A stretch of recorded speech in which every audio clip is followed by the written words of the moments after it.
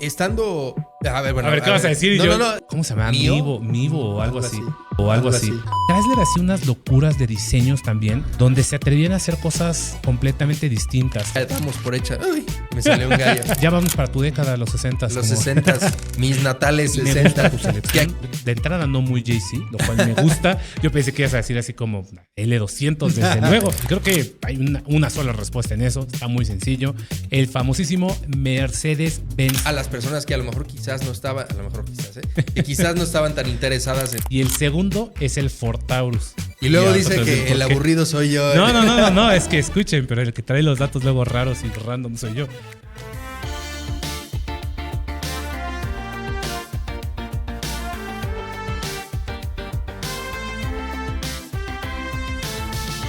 Muy buenas tardes, gente de Autodinámico. Yo soy Gabo Salazar y son ustedes bienvenidos al podcast de Autodinámico el día de hoy en compañía de Juan Carlos Meucci. ¿Cómo estás? Hola Gabo, ¿cómo estás? Todo muy bien por acá. Gracias a todos los que nos están escuchando. Hola a Luis en la producción. Hoy tenemos un programa especial, un programa un poco más histórico, si lo queremos ver así. Un poco más atemporal también, más ¿no? O sea, como que atemporal. hablando menos de lo que está sucediendo y más de lo que ha sido la historia. ¿Por qué? Porque hace calor, porque estamos en un plan tranquilo. Y porque en realidad estas últimas semanas no han existido tantas noticias No, extrañamente no. importantes, relevantes en la industria automotriz.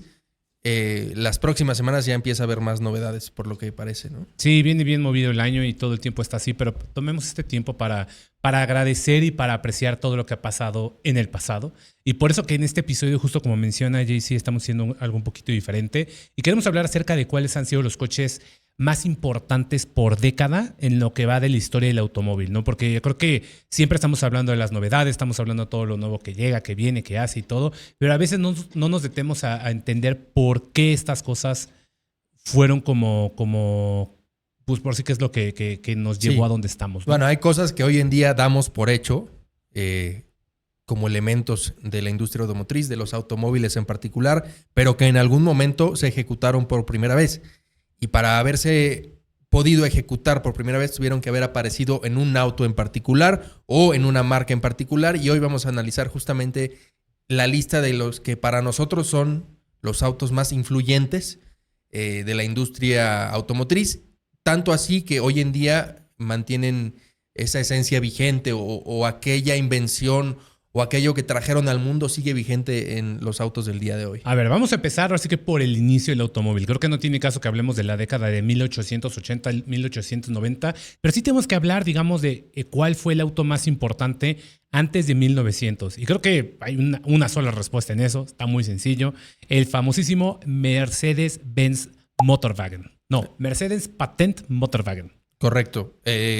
Para muchos y para mí también, el primer auto en la historia como lo conocemos, un auto que llegó no solo para reformar y revitalizar toda la industria del automovilismo, que en ese momento pues prácticamente era inexistente, sino para modificar completamente la movilidad individual y la movilidad de las personas en esa época, dejando atrás ya pues los animales como impulso principal. Pero está extraño porque, a ver, para quien no lo sepa y quien nos esté escuchando y no sepa qué es el Benz Patent Motorwagen, es lo que consideramos como el primer automóvil. O sea, antes llegó a haber algunas cosas impulsadas por vapor, llegó a haber algunas cosas también con motores a combustión interna, pero este fue lo primero que consideramos como un automóvil. Aunque si tú lo ves, parecería más bien que es una banca triciclo, medio rara. O sea, es un triciclo con una palanca, una banca donde caben 3 personas. Y pues justo Karl Benz, el famoso precursor alemán al cual se le atribuye el padre del automóvil y la que podríamos llamarle la madre del automóvil, su esposa Berta Benz, que hicieron de el primer automóvil que se empezó a fabricar. Entonces, pues podremos considerar como el primer auto y a partir de ahí varios otros, tanto en Estados Unidos como en Francia como en Alemania, empezaron a ser automóviles. Entonces, llamaríamos el coche más importante de esas décadas, no antes de 1900. Correcto, un coche que pues dio el primer paso en una industria que hoy en día pues es inmensa y que a lo largo de los años ha evolucionado bastante.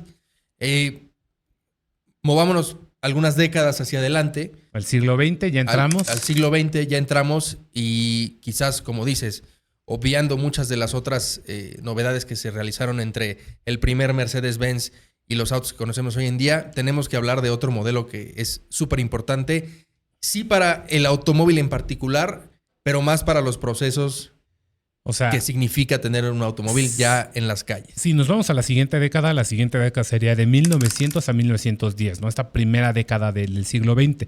¿Y cuál sería el auto más importante para esa década? Para mí, el Ford Modelo T. Sin lugar a dudas. Y- Ese fue el coche que puso el mundo sobre ruedas. En primer lugar, uno lo ve y ya tiene más forma de automóvil, ¿no? A comparación de lo que conocemos hoy en día y de lo que conocimos años después. Pero lo que les decía al principio de lo importante que fue este auto para los procesos de fabricación, porque fue el primer auto que se produjo en línea, una producción organizada, una producción, digamos, que dejaba un poco atrás lo artesanal para adoptar una esencia un poco más industrial y lograr que el automóvil fuera un producto que llegara a las manos del consumidor de manera más efectiva y eficiente. Sí, de hecho, la parte importante, digámosle, con el tema del Modelo T, que curiosamente, si tú le preguntas a mucha gente cuál fue el primer automóvil, muchos te van a responder justo que Ford Modelo T. O sea, fue tan importante la influencia de este auto que, como mencionas tú, no solamente fue de que se hizo un coche popular y que todos pudieran comprar, sino el proceso que hubo detrás. O sea, para que nos entiendan, justo como menciona JC, antes del Modelo T, todos los autos se fabricaban básicamente de manera artesanal, como dices. O sea, era agarrar y tal cual un herrero tenía que trabajar las ruedas, tenía que ser un carpintero los asientos, tenía que ser un ingeniero y lo mismo un herrero el motor. Mientras que, se supone, como pasó el tema de la línea de producción como conocemos hoy en día, que el precursor fue el Modelo T, fue porque Henry Ford vio alguna vez cómo era un proceso ¿cómo se llama? Cuando cortas un puerco en pedazos, pues. Cercenación, ¿sí?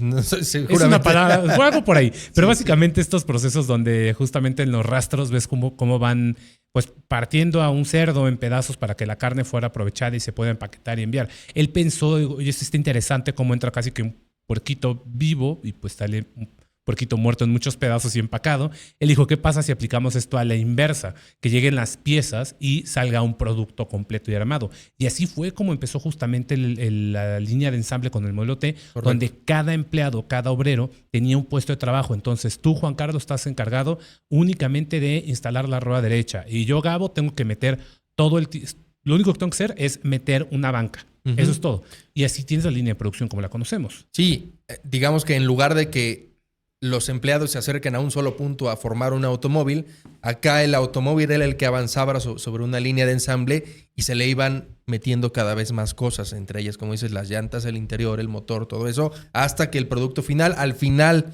de la línea de ensamble, ya salía rodando por su propia cuenta. Y justamente fue lo que hizo que el coche se volviera una cosa accesible. O sea, a partir de este proceso, el coche empezó a ser algo que la gente pudiera comprar y demás. Entonces, el auto más importante de esa época, sin lugar a dudas, fue el Ford Modelo T. Curiosamente, salió al final de la década, por ahí en 1908. Uh-huh. Entonces, su popularidad fuerte no fue en ese año, fue hasta la década que le siguió. Hay que recordar que el Modelo T estuvo en producción como 20 y tantos años. Fue hasta a mediados de los 30 uh-huh. que dejó de fabricarse como lo conocíamos. Y el Modelo T, si bien su lugar de origen es Dearborn, Michigan, ahí empezó. Este fue el coche que también empezó a fabricarse en muchas partes del mundo. En Europa había una fábrica de Modelo T, en México hubo fábrica de Modelo T, en Brasil, en varias partes, porque al fin y al cabo fue digamos, algo replicable el tema de la línea de ensamble para que esto llegara a ser. Entonces, Modelo T, el coche más importante de esa década. Vamos una década después, JC, hace más de 100 años, entre 1910 y 1920, ¿qué coche crees tú que sería el más importante? Acá empieza ya el tema de que no solo había un exponente como antes lo fue el Mercedes-Benz o antes fue el Modelo T. Ahora empezaron a existir muchísimas otras marcas, muchísimos otros métodos de fabricación. Entonces ya empieza a haber como este debate de cuál fue el más relevante, pero tú tienes ahí algo en mente, ¿no? Sí, tengo algo en mente, que este es un coche que a lo mejor no mucha gente sabe, y hay un creador de contenido que le recomiendo mucho su canal de YouTube, que se llama Ed's Auto Review, es un tipo holandés de Países Bajos, enamorado de los coches gringos, entonces es una cosa muy chistosa y su canal es muy bueno, búscalo por ahí en YouTube. Pero él justamente hizo una lista acerca también de los coches más influyentes Él puso el coche más influyente del siglo, que, spoiler, es el Modelo T, porque básicamente fue el que hizo el auto como lo conocemos. Pero en esta lista también él pone varias exponentes. Y el que puso en esta década, la verdad, sin ayuda, se me hizo muy interesante, que fue el Austin, ay, se me olvidó el nombre. Austin 7 era. Sí, era el Austin 7. Este coche tal vez mucha gente no lo ubica. No sé si tú lo conozcas, el Austin 7. Conozco la marca Austin, pero el modelo no me Austin suena. 7, googleenlo, vean el coche y van a decir, me suena, lo he visto. Porque el Austin 7 fue un auto británico que fue, digamos, el modelo T inglés. O sea, este fue tal cual. Se empezó Austin a fabricar este tipo de coches. Después salió el Austin Healey, el Austin Mini.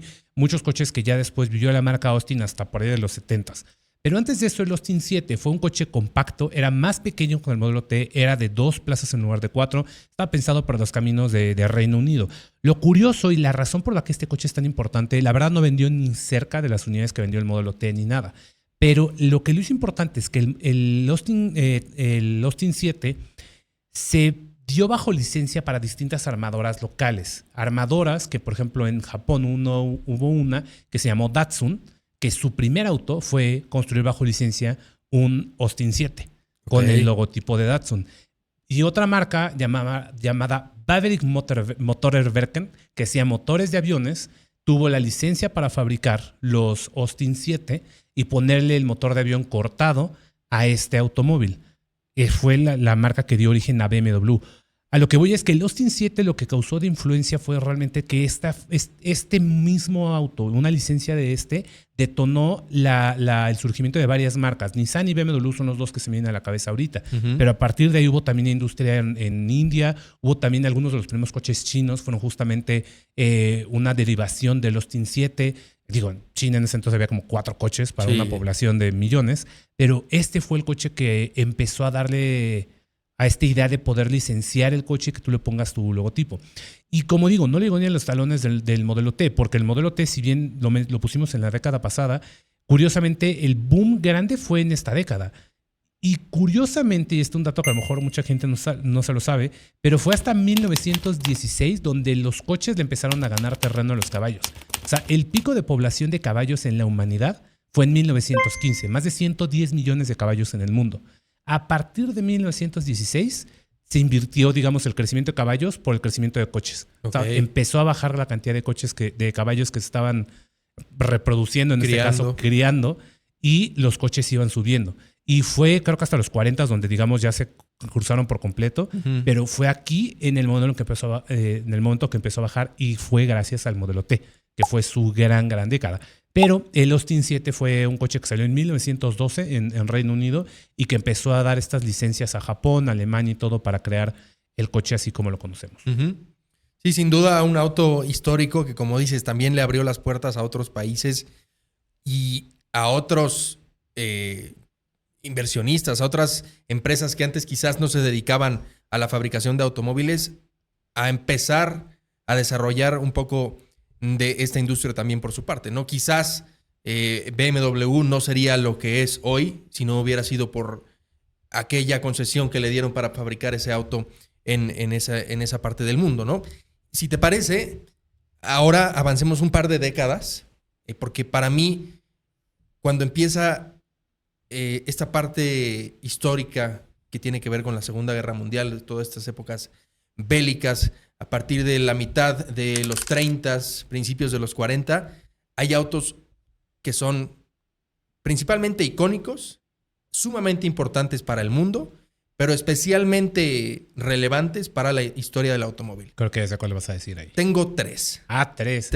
Número 1, enfocado al 100% en el ámbito militar, el Jeep Willys. Desde luego. Es un auto que permitió que las tropas, no solo de los Estados Unidos, sino que de todo el mundo, porque todos copiaron el concepto de Jeep Willys en su momento, en toda parte del planeta, que las tropas se movieran de manera mucho más fácil, de manera mucho más sencilla y sin tanto esfuerzo a lo largo de terrenos súper complicados que pues básicamente eran la mayoría cuando se trataba de un conflicto bélico. Un auto que permitió, gracias a su durabilidad, a su sencillez, también que se transportara muy fácil a lo largo de los océanos. El vehículo cabía perfectamente en una cajita, sí, en una caja de madera que, si tú la ves hoy en día en las imágenes, es muy plana, es horizontal. ¿Por qué? Porque le quitaban el parabrisas. Y las llantas también las metían dentro del coche para que cupiera, sí. Exacto. Una mecánica sumamente sencilla que fuera reparable en cualquier situación. Un auto durable que pudiera cruzar cualquier terreno y una silueta icónica, que es inmediatamente reconocible, incluso hoy en día. Tanto así que los Jeeps actuales mantienen la misma esencia, ¿no? Sí, totalmente. ¿Y cuáles son los otros dos? Porque yo tenía uno de los 30 más o menos, que era el Chrysler Airflow, porque el Chrysler Airflow fue el primer coche en que quitó esta idea de las cajitas que conocemos, de los carcachas, digamos, y empezó a incursionar con los coches ya estilizados, justo aerodinámicos. Fue a partir de ahí. Y el Cadillac, si no me equivoco, era el Cadillac modelo A, porque fue el primer coche con una ignición electrónica de llave. O sea, Ok. el modelo T fue súper popular, pero para encenderlo era... Te rompías la muñeca. Literal, ajá, el de la palanca para Ajá, encenderlo. el crank. Y los pedales estaban raros, o sea, que un pedal era reversa, el otro era neutral y el otro el acelerador era una palanca, así. El Cadillac modelo A fue el primero, tipo A, perdón, era tipo. Tipo A fue el primer coche en tener los controles como lo conocemos hoy en día. Una llave con una ignición electrónica, un pedal izquierdo de clutch, un pedal central de freno y un pedal derecho de acelerador. Fue el primero en tener esa configuración en los años 30. Ujú. Por eso lo pondría como el más icónico. El tema, por ejemplo, del Jeep Willys, sí, yo lo puse en los 40. 40s. La incursión de Estados Unidos a la Segunda Guerra Mundial fue en los 40, es cuando se estuvo principalmente. Pero ¿cuáles son los otros dos que tenías en mente? Tengo el Volkswagen Escarabajo, Ah. el Bocho, Ok. que bueno, es uno que a fuerza tenía Es que que estar en es- esta lista. Pero justo Sí la tiene que estar en esta implementación lista, de pero ese auto. ¿cuándo? Porque técnicamente se desarrolló por ya sabemos quién en los 30, Ajá. finales de los 30. 1938, 39 Sí. empezaron los primeros diseños. Pero después se suspendió la producción durante la guerra y se retomó hasta finales de los 40. Correcto. Pero yo tenía este coche en los 60, y ahorita te cuento por qué, pero ok. El Beetle, Sí. el Bocho, el Escarabajo. A ver, conocemos el origen de este auto y sabemos que es muy polémico, muy controversial, porque es un auto que se generó por encargo personal, básicamente, de Adolfo Hitler. Él quería, digamos, tener una herramienta que le permitiera estrenar una red de autopistas especialmente diseñadas para atravesar el país, Alemania en ese entonces. Las famosas Autobahn. Las famosas Autobahn.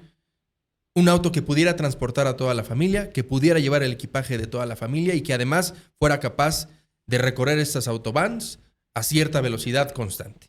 A partir de eso, los diseñadores y el equipo de trabajo de Ferdinand Porsche se dedicaron a generar un auto que cumpliera con todo esto. Y fue un auto que desde el día 1 fue diseñado para, digamos, que después ya no se logró, pero para ser del pueblo. Sí.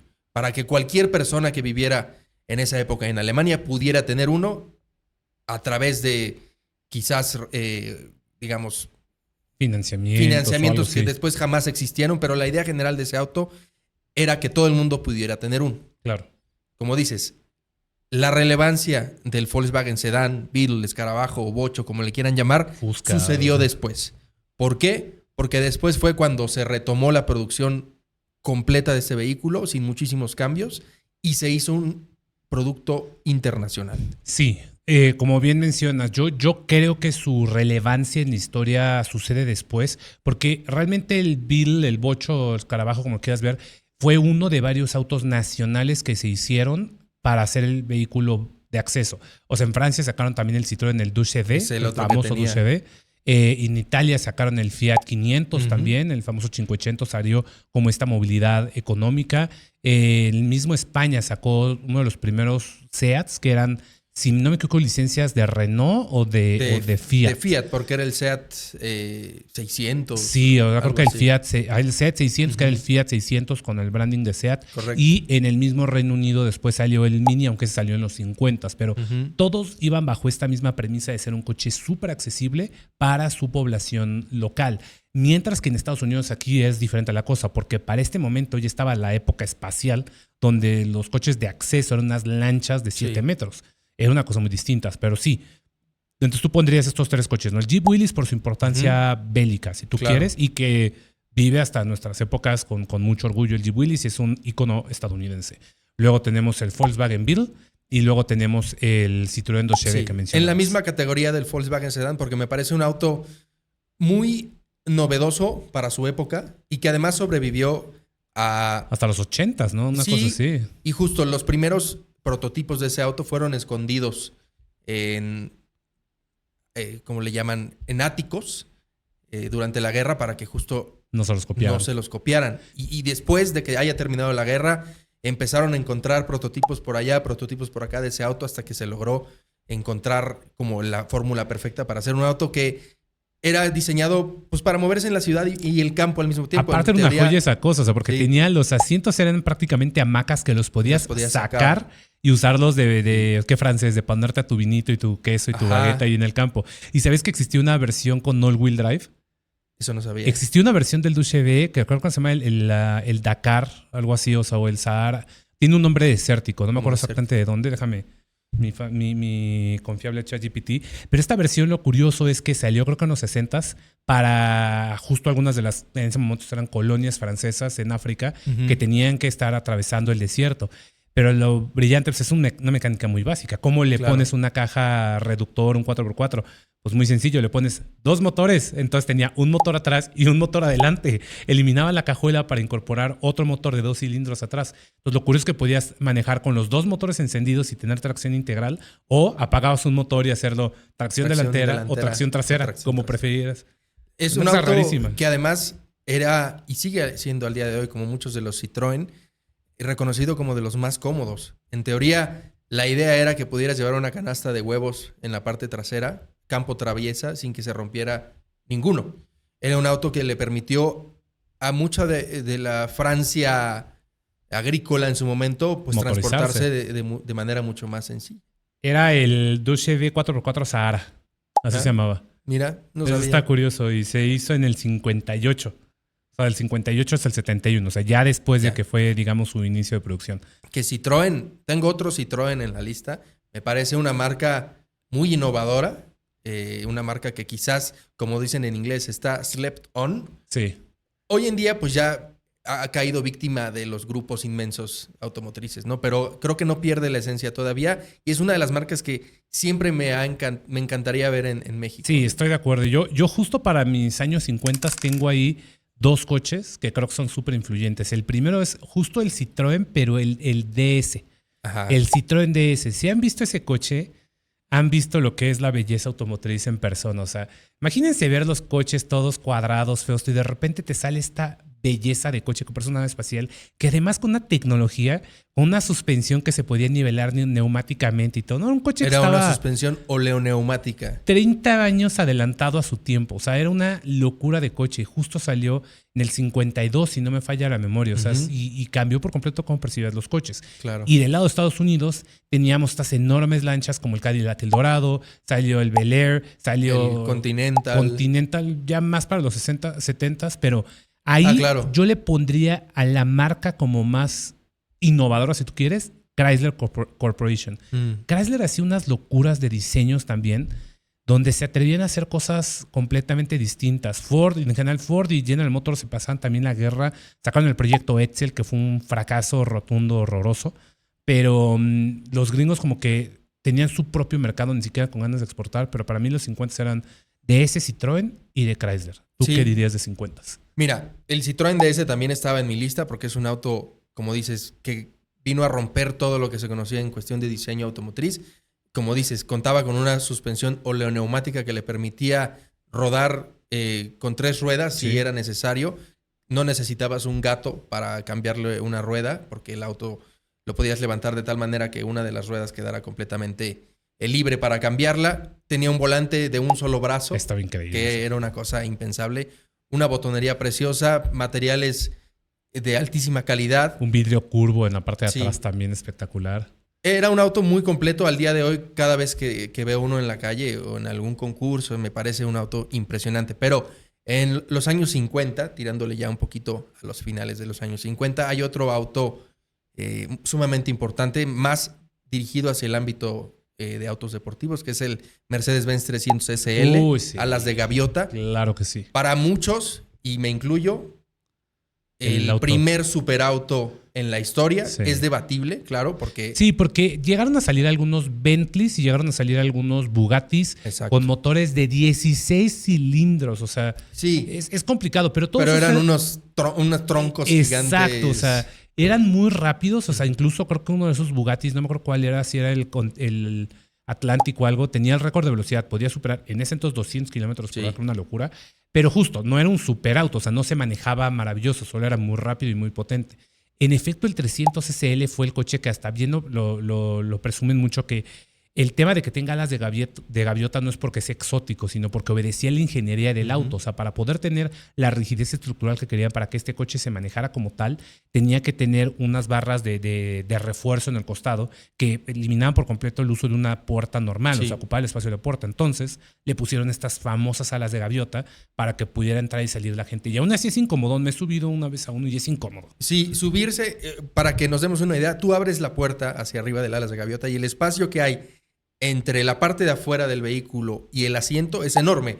Es como de... Como 20, 30 centímetros. Más, yo diría que más como justo 40 centímetros, pero justo eso refiere a la estructura del auto, que si bien era un auto muy potente, también era un auto ligero para la Sí. época. Permitía, y como se manejaba dices, maravilloso. alcanzar unas velocidades inimaginables, pero sin el miedo, ¿no? Sin tener que estar descubierto, sin techo, como los Bentleys o los Bugattis antiguos, ¿no? Era un auto que tenía además un armado impresionante, que al día de hoy se siguen manteniendo pues impecables estos autos por la calidad de ensamble que tenían.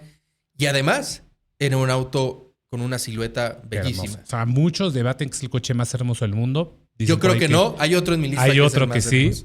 pero sin lugar a dudas es de los coches más bonitos que se han hecho. Exacto. Eso es indiscutible. Pero sí, me parece una buena selección de los 50. Exacto. Y luego ya vamos para tu década, los 60. Los 60s, mis natales 60s, que aquí ya podemos hablar del que para mí es el auto más bello de la historia, Famosísimo Jaguar. que es el Jaguar E-Type. E-Type. Desde luego. Sin lugar a dudas, creo que el diseño inicial, porque después le hicieron algunos Ay, facelifts que quedó poco a horrible poco después. lo fueron deteriorando de manera pues muy grave. El diseño original del E-Type me parece una de las obras maestras de la industria automotriz. Y no solo era diseño, era un auto que iba acompañado también con un desempeño icónico y que incluso incorporó después motores de 12 cilindros.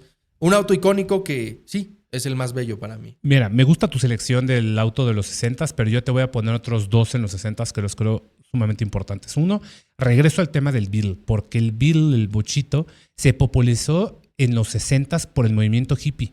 O sea, ese fue la década que hizo que el bochito se hiciera el ícono que es. Antes era un coche que la verdad me pelaba, y esto fue en gran parte porque llegó el Beetle por primera vez a Estados Unidos.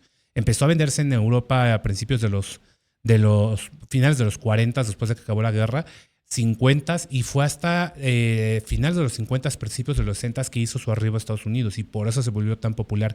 Las famosas imágenes de San Francisco Dreaming con este coche, con los hippies, llegó a América Latina también, entonces empezó a conocerse este coche, aunque su popularidad grande en México, que empezó la planta en Puebla, fue hasta los 70, pero sí fue un coche que en los 60 tuvo su boom en popularidad. Ahí se hizo el bocho como lo conocemos. Y la Type 2, que la conocemos fue en la México combi. como la combi. Exacto. O sea, Iban como de la mano. Iban de la mano esos, como la relación justo, como digo, con el movimiento hippie. Y el otro que metería yo en los 60s es el Mustang. Claro. Porque también lo tenía. el Ford Mustang, ese coche fue el que detonó. Muchos no lo consideran un muscle car. Es como, ¿cuál es la diferencia entre un pony car, muscle car? A ver, cierto, el Mustang salió con o sea, hoy en día lo conocemos, claro, el V8 es como, estrictamente hablando, el Mustang salió con un 6 en línea, que tenía como 140 caballos y era transmisión automática, creo que de 3 velocidades. O sea, no era el supercoche muscle car que conocemos hoy en día. Pero a partir de ahí empezó este movimiento también de los supercoches deportivos americanos, lanchas gigantes. De ahí salió el Cuda, de ahí salieron Charger, Camaro, Camaro, Charger, Challenger. Pero fue realmente este Mustang el que empezó a mover las cosas. Y de la mano también yo pondría ahí, por gusto personal, el Lincoln Continental. Algo mejor mucha gente no lo sabía, pero Ford en un momento trató de hacer... Haz de cuenta que lo que tenían una escalera muy clara los coches estadounidenses de precios en sus modelos, ¿no? O sea, sobre todo General Motors lo tenía muy claro. O sea, una persona normal, digamos, tenía un Chevrolet. Cuando le empecé a ver mejor en la vida, se subía a un Pontiac. Cuando le iba mejor, se subía después a un Buick. Luego, a un Oldsmobile. Luego un Buick y ya, cuando es CEO, un Cadillac. Ford quería hacer lo mismo y ellos partían de Ford. Luego sacaron un spin-off medio raro llamado Edsel, que es una historia fascinante de un fracaso rotundo, pero sacaron Edsel, iba a ser una nueva marca. Luego se iban a subir a Mercury, luego ibas a tener Lincoln y Continental iba a acabar siendo la marca de hiperlujo de Ford.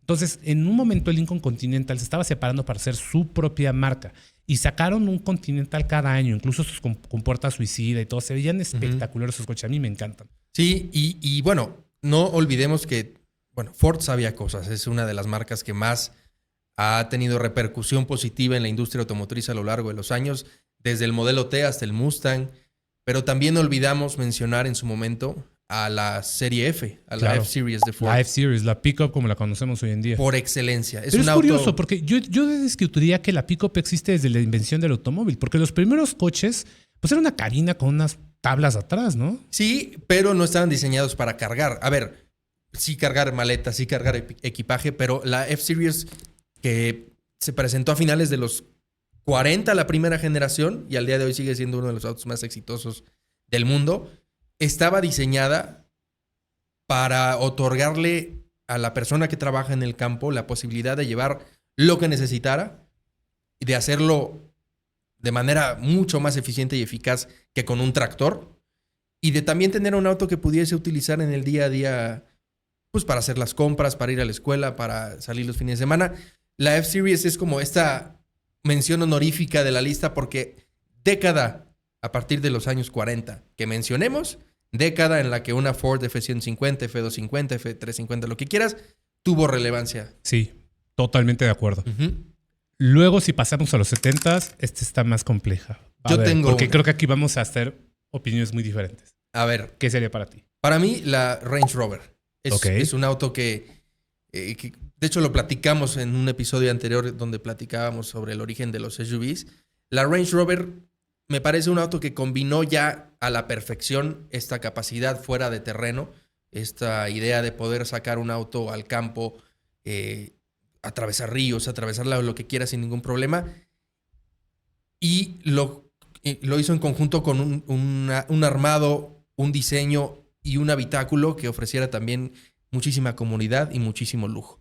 En los 70s, la Range Rover original, que era evolución de la marca Land Rover, en su momento con la Defender y también con muchísima historia bélica, la Range Rover era un producto muy completo que llegó a cambiar también el esquema de los SUVs en particular, porque ofrecía ya entonces no solo vehículos capaces fuera del terreno que se manejaran como tractores, sino también que fueran autos muy útiles en el camino también y en el día a día.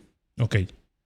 Difiero con cuál sería para mí el coche más importante a nivel mundial. Porque si bien la Range Rover, tienes razón, para mí no fue el auto que detonó las SUVs como tal, pero fue el que empezó a acercarse. Porque si hubo también, ya teníamos por ahí algunas versiones medio lujosas de la Bronco que ya se producía. Entonces como que no le vería tanto así. Pero sí, Range Rover fue un caso especial. Pero yo digo que el coche que cambió la historia, y creo que uno de los más relevantes, también surgió en esta década y fue el Toyota Corolla. ¿Por qué? Porque además de que hoy en día conocemos el Corolla como uno de los coches más vendidos del mundo, esto y lo otro, en los 70s pasó la gran crisis del petróleo en Estados Unidos. Fue el momento en el cual Estados Unidos era tan cara la gasolina que estos supermotores, los muscle cars y todo, tuvieron que dejar de existir. O sea, esto es lo que a lo mejor mucha gente no sabe, pero los muscle cars como los conocemos fue un periodo súper cortito en Estados Unidos, 10 años cuando mucho, porque después vino la crisis del petróleo, eran impagables los motores V8 y todo, entonces en ese momento otra vez la popularidad del bochito y todo por coches eficientes, y de repente llegan unos tipos que se hacen llamar japoneses con una marca que se llama Toyota, que ojo, ya se vendían Toyotas en Estados Unidos desde los 50s, el Toyopet 1 creo, fue el primero que llegó a Estados Unidos a finales de los 50s, pero llegaron con un coche llamado Toyota Corolla. Era chiquito, era muy eficiente. Los gringos lo tomaban así como, este coche está porquería, que muy chiquita. Pero se dieron cuenta que era un coche que gastaba poca gasolina, era súper durable. O sea, en un momento donde aparte Estados Unidos estaba acostumbrado a que los coches estadounidenses por default traían un montón de fallas. Sí, y traían motores de 8 cilindros con 85 caballos. Una cosa absurda así. Llega de repente este coche que no fallaba, gastaba poca gasolina, estaba bien amplio por dentro a pesar de que era chiquito por fuera. Y ese coche empezó a dar la apertura a Estados Unidos a aceptar coches que no fueran de lujo del extranjero, porque por ahí llegaba BMW y Mercedes era conocido y Porsche, pero de repente llega Toyota con estos coches y fue una cosa rara. Y al año llegó Honda con el Civic. Civic, claro. Y a partir de ahí Estados Unidos se enamoró de los coches japoneses, convirtieron en los más vendidos. Entonces, para mí el Toyota Corolla fue el coche que fue indispensable para los 70. Yo ahí lo ponía en mi lista. Principalmente para el territorio estadounidense, porque algo muy importante es que los estadounidenses nunca supieron hacer un auto económico. Jamás. Hasta la fecha. No a la sabe. fecha, el día de hoy, tienen que recurrir a manufactura extranjera para poder ofrecer autos capaces de competir en el segmento. Y no es que no le hayan intentado. O sea, el AMC era la marca Pacer, que estaba más adelantada. El Gremlin, tuvieron por ahí... También salió el Ford Pinto. El Pinto. El Corvair, que también fue un fracaso. El Pinto fue un mega fracaso. O sea, lo han intentado por años. Y todavía hasta la fecha sacan de repente, sacamos el Chevrolet Spark. No funcionó. Díganle a los chinos cuando sacan un coche barato. Y los autos que seguramente están pensando, bueno, estaba el Chevy. El Chevy era un Opel. Ajá. El Chevy era un auto alemán. Después estuvo el Spark, o el Matiz, que ya si son autos buenos o malos, pues ya depende de cada quien lo tuvo y sus experiencias personales. Pero siempre, por lo menos a partir de esa época, recurrieron a otros países para hacer este tipo de vehículos, ¿no? Sí, pero bueno, esos son los 70s, digamos. Sí, los la época quizás más complicada para analizar. 80s. Tengo dos. Dime. Que curiosamente comparten el mismo nombre. A ver. El Golf GTI y el Peugeot 208 GTI. Los dos hot hatches que lo empezaron todo. Sin esos dos vehículos no tendríamos los famosos Pocket Rockets hoy en día. Y son autos que le abrieron las puertas del mundo deportivo a personas que no tenían un bolsillo tan profundo. ¿A qué me refiero?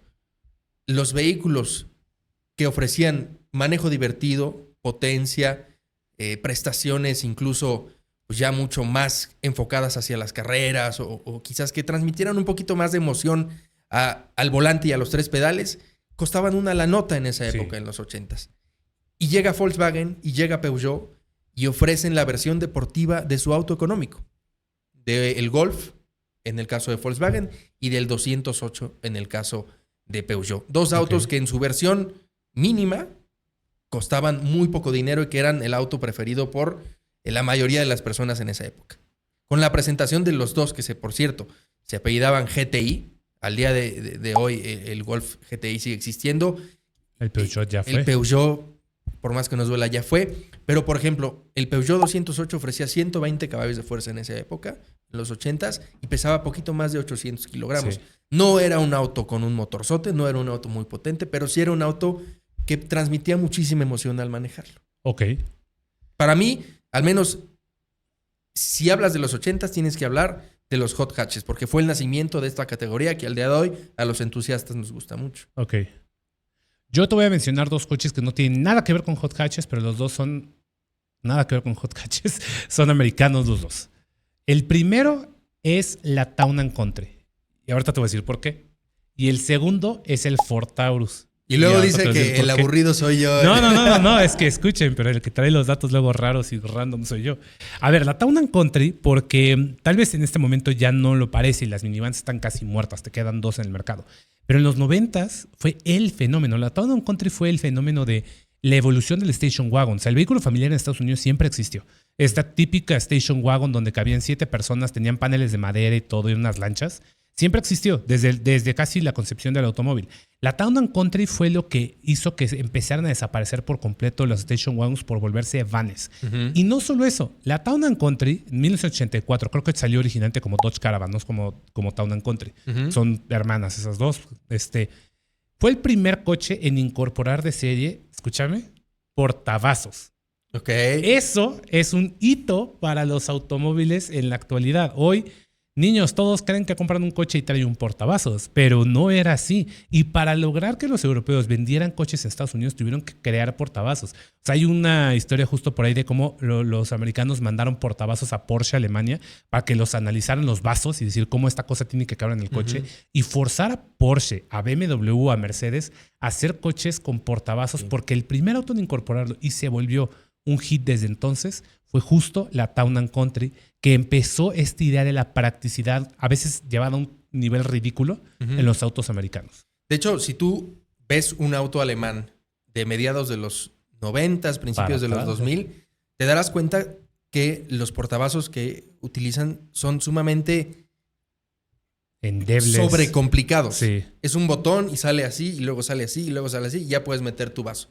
O incluso son accesorios extras. O no tenían. O sea, al día de hoy existe como esta burla interna de la industria automotriz de que solo los estadounidenses quieren un vasote de 1 litro con su refresco y por eso los autos gringos tienen tanto espacio y los alemanes no tanto, ¿no? Pero en esa época les obligó a los alemanes a adaptarte a este tipo de adaptarte tendencia. a la tendencia estadounidense. Y fue la Town & Country la primera en tenerla. La primera en tener ese espacio, la primera en tener esa practicidad y que empezó a mover a la gente, a las familias de una manera distinta. Luego vino la SUV, que ahorita hablamos de eso. Pero para mí ese fue un coche importantísimo en la industria automotriz, principalmente para Estados Unidos. No tuvo tanta repercusión a nivel mundial porque se quedó la minivan como un producto americano. Pero el que sí tuvo mucha repercusión, no como el producto, sino el proceso, es... Volvemos a Ford con el Ford Taurus. ¿Por qué? El Taurus no era un coche realmente espectacular, fuera de que lo usó Robocop porque se veía como muy futurista, porque era redondito y todo. Pero el Taurus fue el primer coche diseñado en computadora. A partir de ese auto se dieron cuenta que el diseño en computadora, por eso el Taurus se ve tan distinto a todo lo anterior. Todos eran cuadrados, angulares, todo.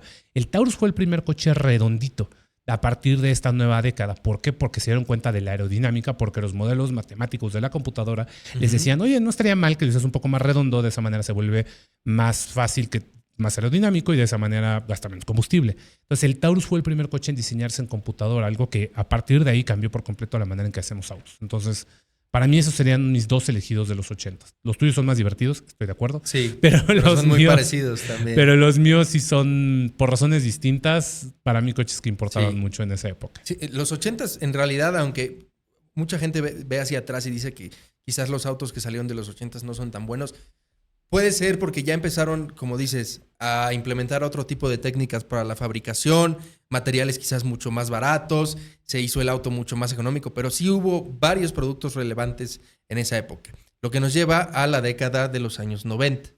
Otra de las épocas automotrices como más cambiantes. O sea, si tú piensas un coche de los 80s y tú ves un coche de los 2000, hay un salto enorme. Por la computadora, exactamente. Exacto. Es lo que voy. Y en los 90s fue como esta transición.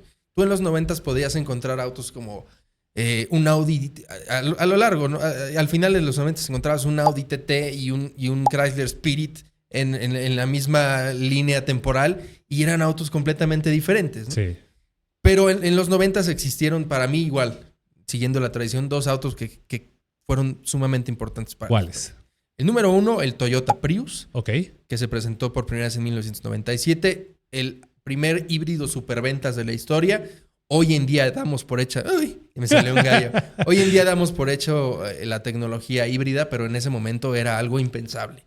El Prius fue con todo y controversias, con todo de que era un auto bastante feo, con todo de que si traías un Prius incluso te veían a menos. Poco a poco fue haciéndose de un nombre súper importante en la industria automotriz y para mí es un auto muy importante, sobre todo considerando la actualidad de la industria. Y el otro vehículo es otro de los que para muchos fue el parteaguas de los SUVs, que es la Cherokee XJ, ya en su evolución noventera. Sí, porque era un auto muy 80s. cómodo. Exacto. Era un auto muy cómodo. Sí, la primera XJ salió en los 80s, pero yo la que recuerdo top of mind es la noventera, un auto que ya no parecía un auto viejo, era un SUV con líneas muy, muy sencillas, muy simples, muy rectas, pero muy limpias también. Mucho espacio en el interior, un auto compacto para la época, pero con 4 puertas. Recordemos que en los 90 todavía se utilizaba que los SUVs eran de 2 puertas. Existaba la Bronco, estaba la Blazer. Digamos que todavía no se hacía esta transición hacia los SUVs y creo que la XJ, a raíz de la colaboración que existía, recordemos que Jeep era propiedad del grupo AMC, que también tenía hasta marcas como Renault. Chrysler. Y entonces el desarrollo de la XJ fue un desarrollo en conjunto con muchísimas otras marcas y lograron un producto muy interesante, ¿no? Si les interesa este vehículo, siempre recomendamos acá a Hagerty y a Jason Camisa. Hicieron un documental acerca de este auto y está sumamente interesante. Y para mí es el inicio de los SUVs como los conocemos hoy en día. Ok. ¿Para Yo, ti? curiosamente, el Prius yo lo tengo en la siguiente década. La verdad, muy similar a como pasó con el Bocho, que sí, en una cierta década salió, pero su impacto real fue hasta la siguiente década. Entonces me lo voy a guardar para los 2000, Ok. pero coincido con que el Prius fue importante.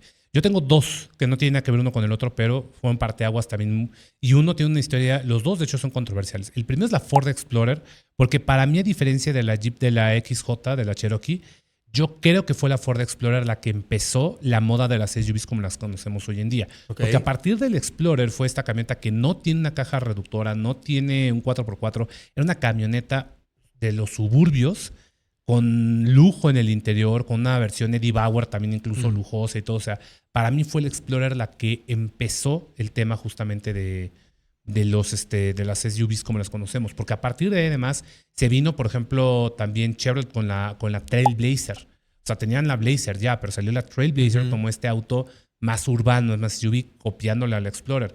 Y a partir de ahí, incluso también los alemanes. Salió la primera generación de la X5, que fue también la SUV de lujo de la Mercedes ML, que hoy en día sería la GLE, pero la M, la primera camioneta... La de Jurassic Park. La de Jurassic Park. Entonces, a partir de ahí se movió todo. Audi, como siempre, llegó tarde, hasta una década después con la primera SUV, pero fueron los primeros coches que dijeron esto de los coches de lujo levantados, como que van a funcionar. Para mí sería justo la Ford Explorer. Y el segundo y uno menos conocido, y a mí se me hace esta historia fascinante, es el General Motors EV1.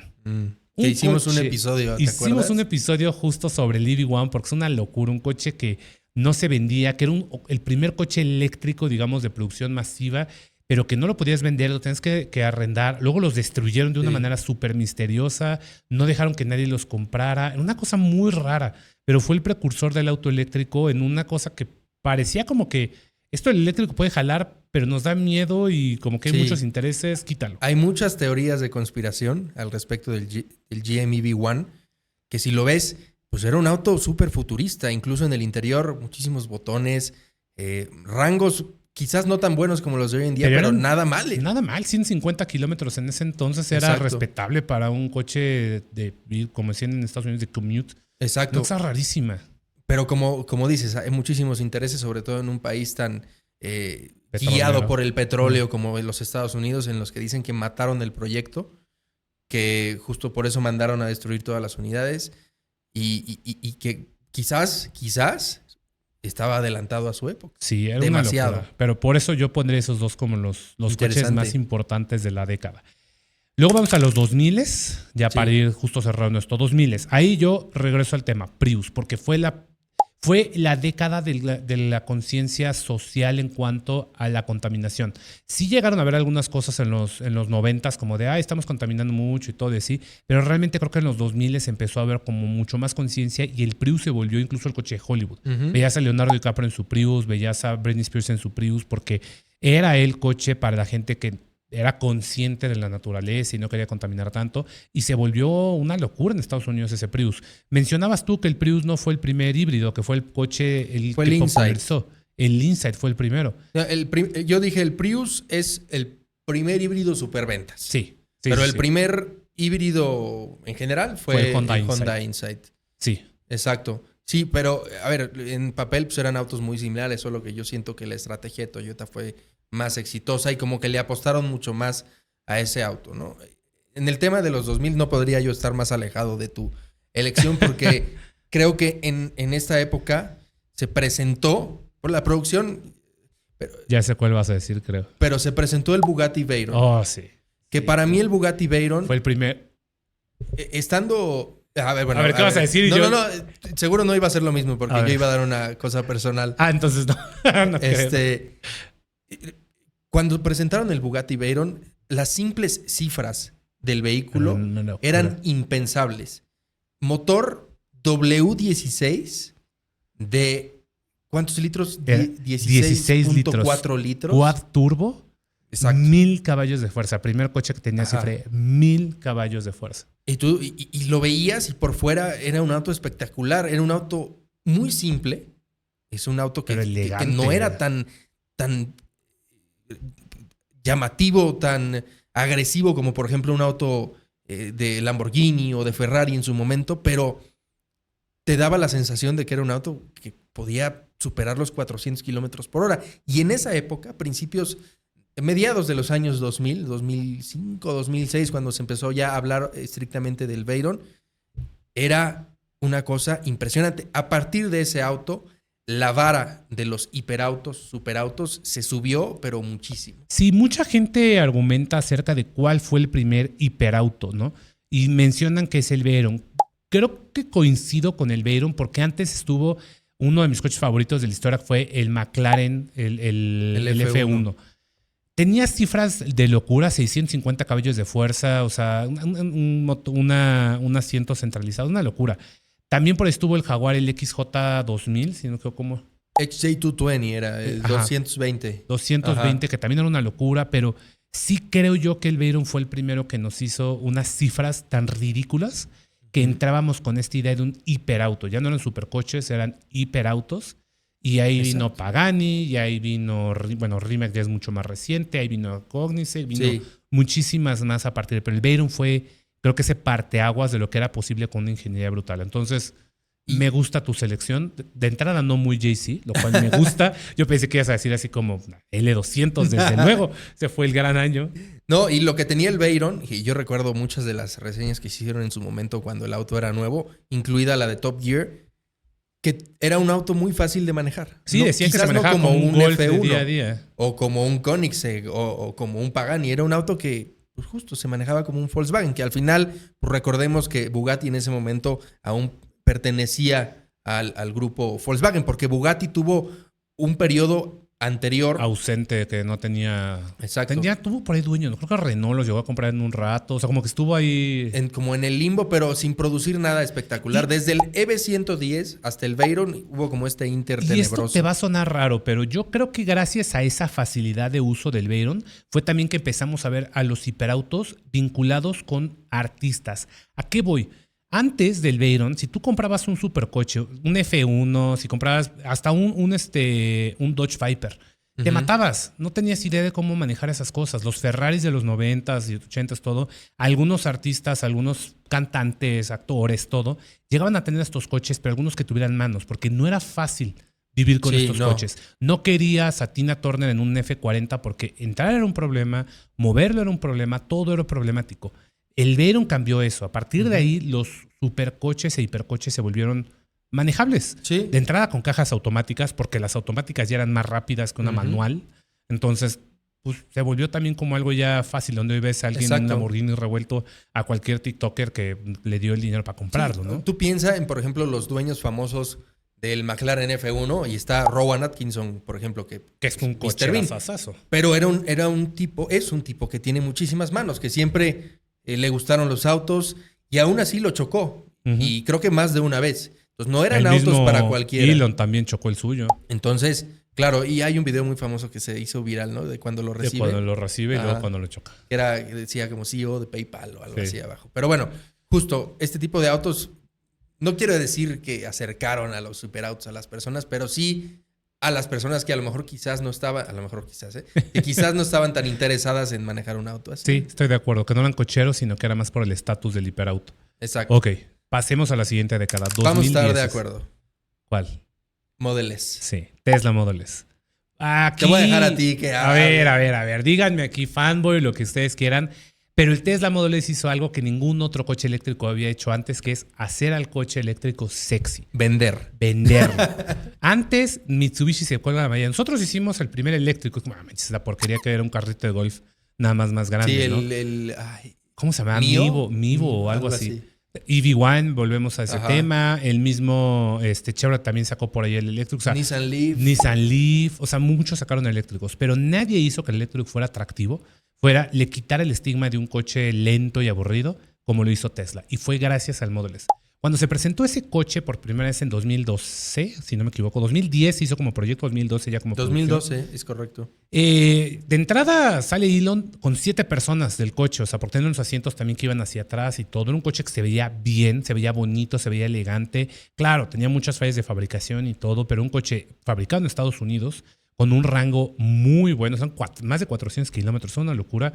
Y ese coche fue solita, o sea, la marca entera detonó la industria de la electromovilidad gracias a ese coche. Ese fue el parteaguas que hasta la fecha, digo, ya está el 3 y el Y, hay mucha competencia china y demás, pero ese fue el coche que detonó la industria de los coches eléctricos que nadie más la ha podido alcanzar. Sí, Para mí ese sería... Al día de hoy, la relevancia de los autos eléctricos se debe en gran parte al éxito del Model 3, ¿no? Y eso es innegable, porque no solo ofrecía un auto muy completo en diseño, en autonomía, en capacidades, sino que también ya ofrecieron una infraestructura que los respaldaba.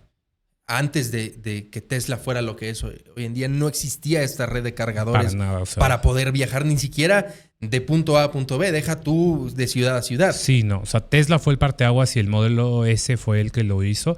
No, hoy en día no representa tanto a sus ventas como lo es el 3 o el Y, pero creo yo que ese es el coche que cambió la movilidad como la conocemos. Y sí, el coche más importante de la década para mí. Y ahora, para concluir, JC, estamos a la mitad de la década de los 20. Sí. Aquí hay que darnos un pronóstico porque habría que analizar, nos vemos en 5 años para ver cuál fue.